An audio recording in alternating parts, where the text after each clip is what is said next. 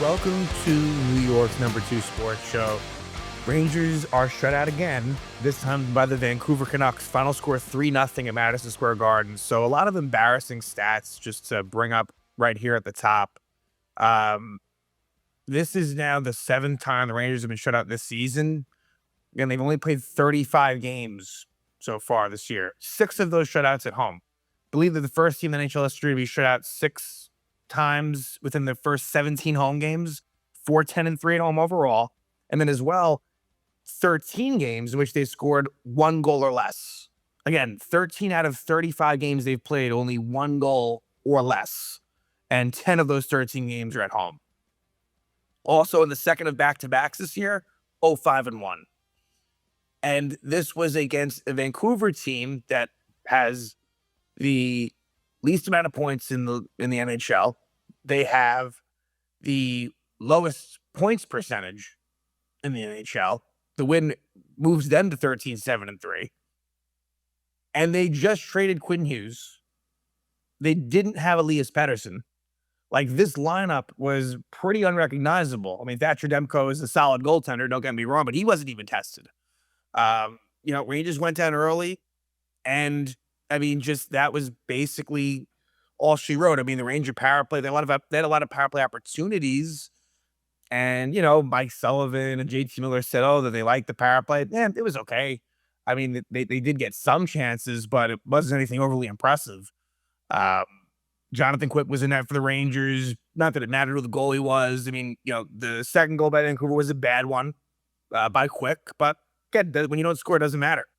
And the first goal scored by Vancouver was legitimately some bad luck, where Matthew Robertson collides with the linesman, who basically picked him off, and Evander Kane goes in all alone and scores a minute and 46 seconds into the game. So, just another embarrassing performance by the Rangers. This team has no talent.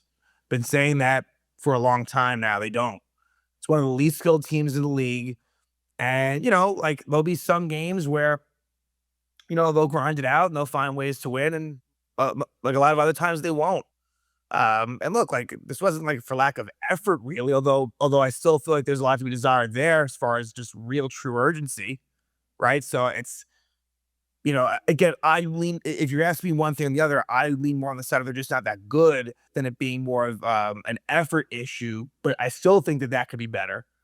But yeah, coming off the Anaheim game, which was a disappointing loss, but a game that, like, they didn't play that badly. It was kind of more of like the same, and this was way worse. There's no excuse for this. And 16, 15, and 4 overall now. You can make the argument that they're the worst team in the Eastern Conference. You really could. I mean, as far as points percentage goes, I think the only one that's worse than them is Buffalo, and that's close. I think Buffalo might have a 500, points percentage, same amount of games played, same amount of points. Rangers are only slightly better, 35 games played, 36 points. I think it comes out to a 514 points percentage, which is not good. There's a bunch of bad teams in the West, but the Rangers have lost to some of these teams. Vancouver being one of them, Calgary being one of them. Hell, the next game's at St. Louis. We'll see what that brings. They almost lost home against them.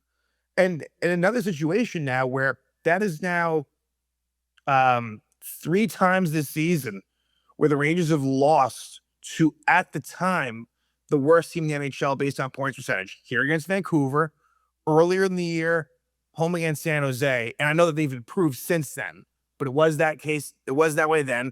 And at Calgary, which was like right around that same time. I think it was the next game, actually.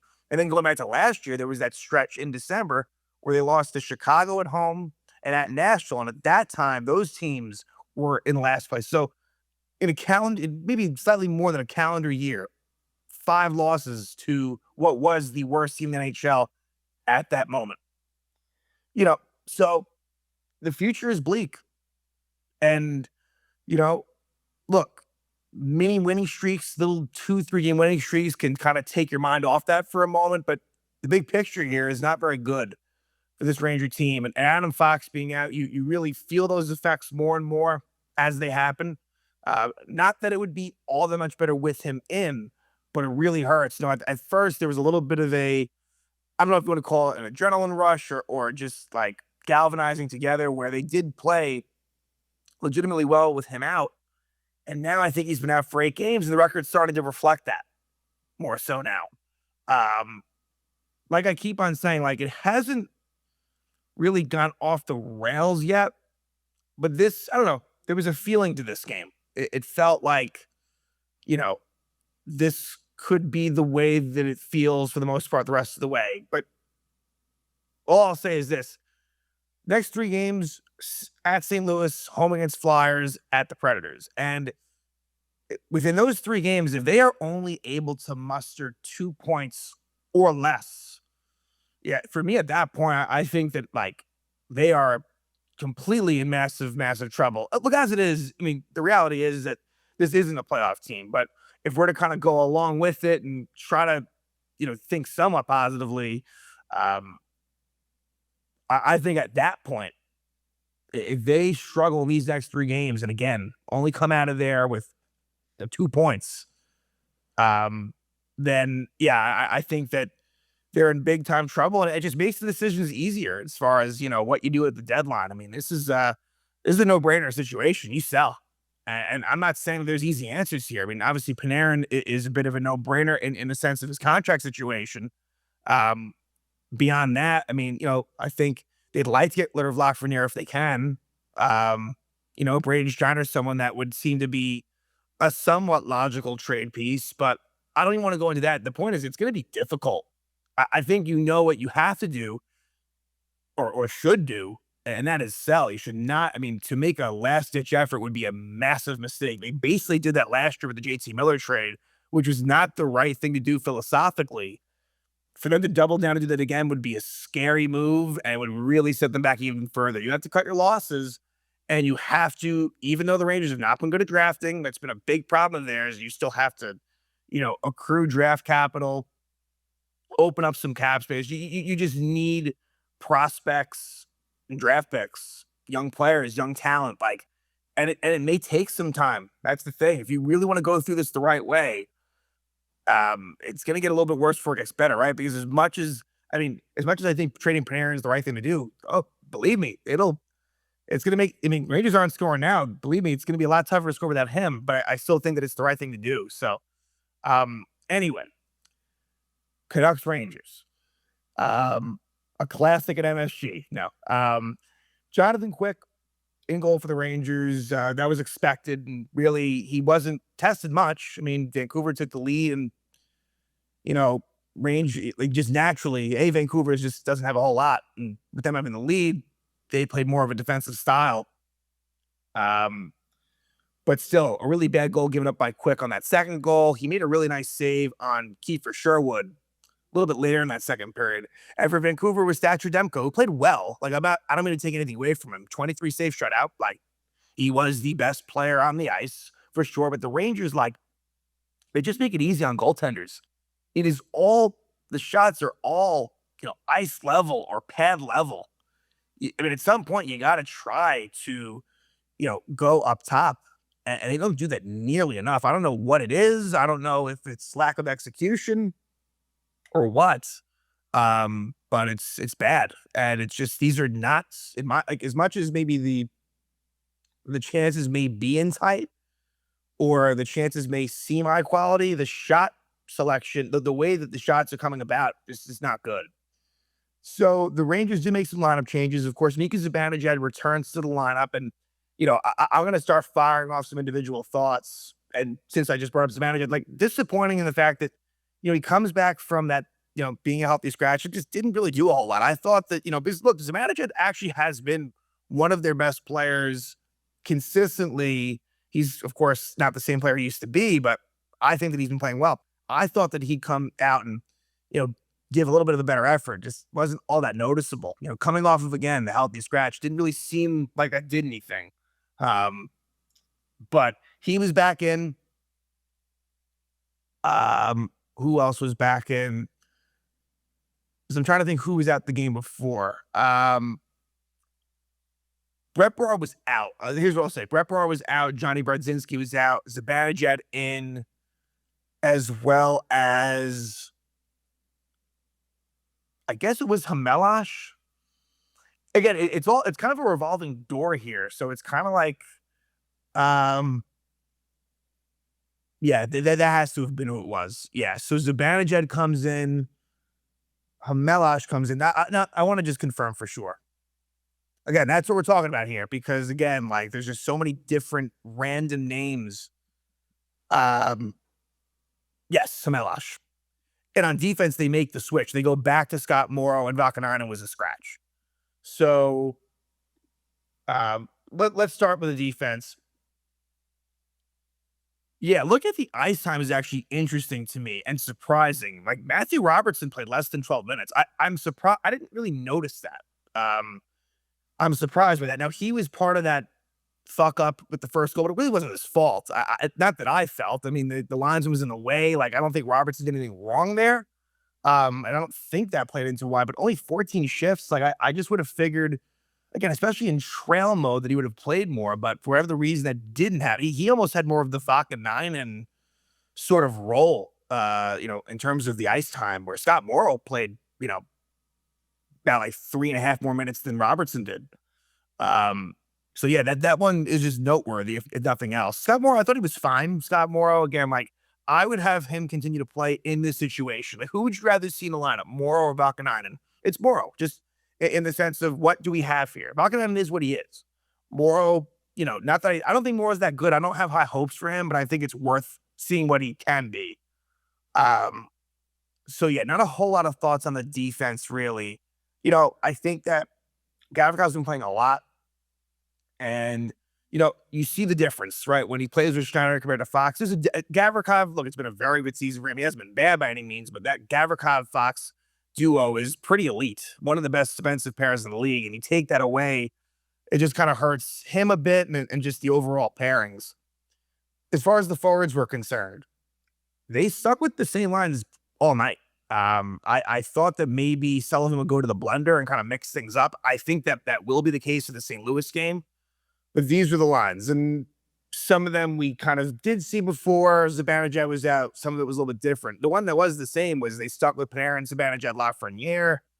Again, I would think that could be, changed up a bit. Panarin was very quiet in this game, whereas I thought he was very noticeable against the Ducks. Not so much in this game. Lafreniere continues to just be bad. Made a couple of nice passes, but besides that, is just not a good player.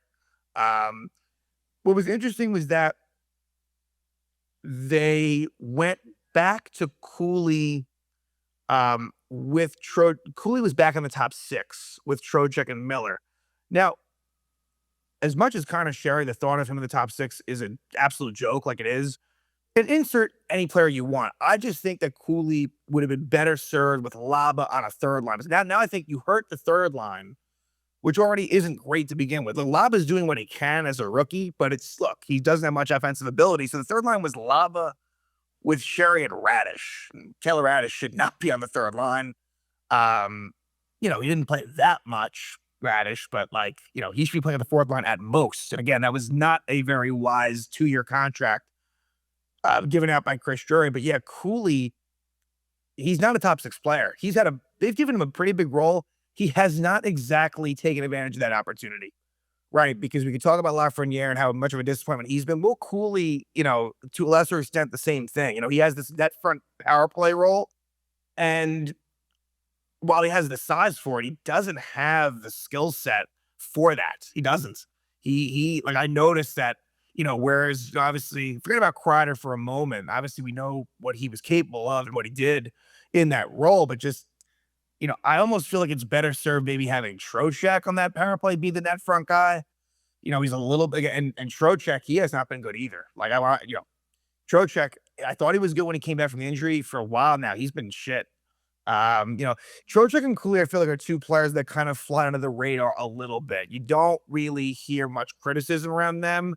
The names that you hear more so of, more of the Lafrenieres, the Panarins, the JT Millers, the Zibanejads, but I think as well, again, Trocheck, Cooley too, have not been great.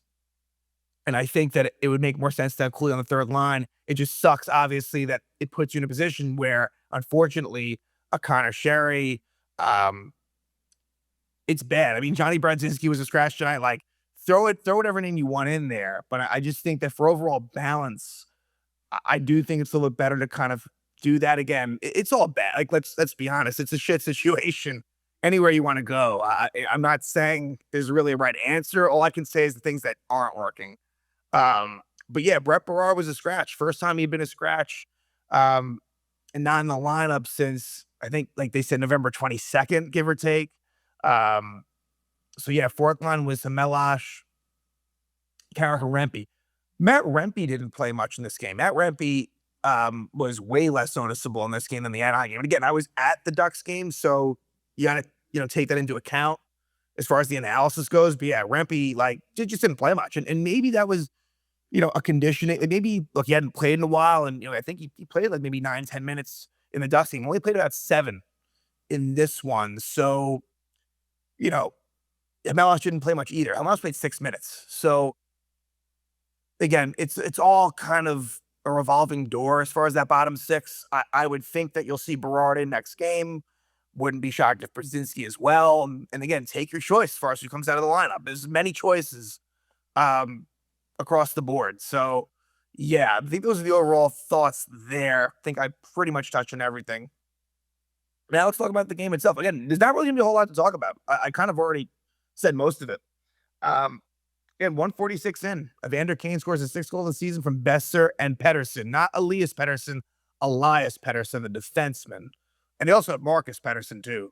Um, but yeah, this is just a really unfortunate situation where everything's kind of covered up well. Like, Rangers do lose possession in the offensive zone, but it all seems like it's okay. A little chip play by Besser to Evander Kane, and Robertson just runs into the linesman, and then Kane comes in all alone, kind of waits Quick out a little bit and scores past Jonathan Quick to give the Canucks a 1-0 lead. So a horrific start when you couldn't really afford that at MSG, but still, this is a Canuck team that is really bad. That's the thing.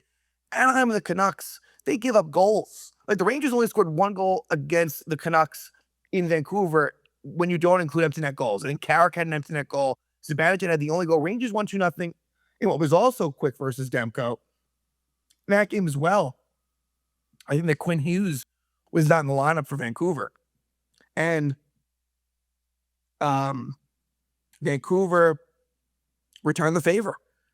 Rangers shut out Vancouver October 28th in Vancouver. Vancouver shuts the Rangers out on December 16th at Madison Square Garden. So 1-0 Vancouver. Then at 8:29, Vincent Trocheck slashes David Kemp. And what I'll say about this is, look, was the call maybe a little soft? Sure. But Vincent Trocheck has to have a reputation around the league. Like, there's a lot of stick and fracture penalties for Vincent Trocheck. Seen that since he's been a Ranger. And he took a penalty. Again, the game was already out of reach, but he took a slashing penalty later in the game. He's got to chill with that. Again, even if I kind of agree that maybe the call was soft, I think that they kind of know, again, like, officials talk. I think he is someone that is known for that. Rangers do kill off that Canuck power play. And in fact, before it's even over, Linus Karlsson interferes with Mika Zibanejad at 10:03. And maybe this was a slight makeup call. Possibly. And so it was 4-on-4 for a bit. Rangers get a power play at the end of it, don't score. And then there's power play after power play. And this is where the Rangers really went wrong. And I'm not going to give it praise. Yeah, it looked a little bit different. They went with the 5-forward unit. Zibanejad back on the point. Lafreniere off. Cooley still on. It's just bad without Adam Fox. So I should have been more specific in the Duck episode, where I think I said power play was 0 for 21. What I should have said, because I don't think I did, was the 5-forward unit. Now it's 0 for 25 with, I believe, a -3 goal differential, because they technically allowed an empty net goal in this game with the power play. It has been horrific since Adam Fox went down. And it was getting better before he went down, but just on the whole, for a while, it was really shit early in the season. So at 14:53, Tyler Myers slashes Will Cooley. And then at 17:45, it is Hamelash who was interfered with. And the Rangers don't score. They had a chance to tie it up at numerous different points and don't do it. The Rangers outshot Vancouver 7-3 the first, but really only on the soul of the power play. The Rangers were doing nothing offensively, basically all. Most of the game. Most of the game. There was not a whole hell of a lot going on, especially in the first. So don't let that 7-3 mislead you. It was really because they had all those power plays. And even still, they only had 7 shots on goal with basically 2.5 power plays. So we go to the second period, and at 3:24 in, it's Liam Ogren scoring his first goal of the season, assisted by Carlson. It's actually his first goal as a Canuck, as he was involved in that trade with Minnesota for Quinn Hughes. And this was one where the fourth line was on. Gavrikov, and maybe it's why Hamelosh actually didn't, even though Quick should have made the stop. So basically what happens is Gavrikov pinches in the offensive zone. And I think Hamelosh needed to stay back a little bit and sort of take that spot at the point. And so Ogren goes in with speed. Braden Jenner's back, and the play is basically covered up, but Ogren has an open shot. And the puck just trickles past Quick and barely over the red line. A pretty demoralizing goal in that situation with a Ranger team that has struggled to score goals. Now they're down 2-0. And this is where I talked about. This is more of the Rangers that I've been used to the last couple of years, where they're down by multiple goals and they don't come back. Yes, has there been some situations this year where there's been some more pushback? Yeah, but at some point, I'm not going to bring that up anymore, because for the most part, when they're losing, it's pretty weak as far as the ability to come back and to really get. It's not even the lack of goal scoring. It's just like the chances are not there. So 2-0 Vancouver at that point. And yeah, I mean, Rangers' second period was all right. I mean, not great. Ashton Vancouver 7-6. And at 18:37 of the second, Laba is called for tripping. And Rangers do kill it off going to the third period. I thought the Rangers' third period was terrible. I mean, never did I feel like they had a chance at all. Never. And that's been a thing a lot of the time in these third periods, especially at home, but just in general. Just no opportunity.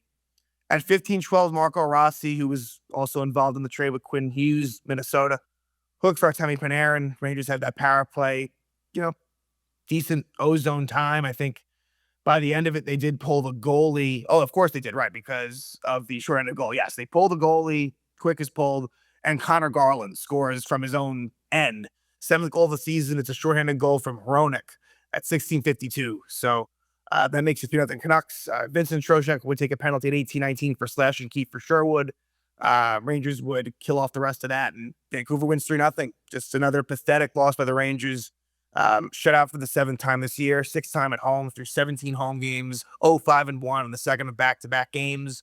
There's many, many more that I've probably left out as far as just absolutely garbage output by the New York Rangers. So now they will take on St. Louis next. And it's one of those rare situations, because I feel like the Rangers, again, 6 back-to-backs is a pretty decent amount, although it is a very condensed schedule with the Olympics coming up in February. But I feel like the Rangers haven't played many teams that are on a second game of back-to-back themselves. That does occur here with St. Louis. And my point of saying that is St. Louis will be home against Winnipeg and then home against the Rangers. So it's not like there's a travel component to this. But even more pathetic in my mind, if the Rangers have a shit game against the Blues and lose, given that as well, given the fact the Blues should be the more tired team, it would be even more pathetic. And I got to be honest with you, yes, the Rangers haven't been on the road, and so maybe I need to factor in more than I am. But I don't know.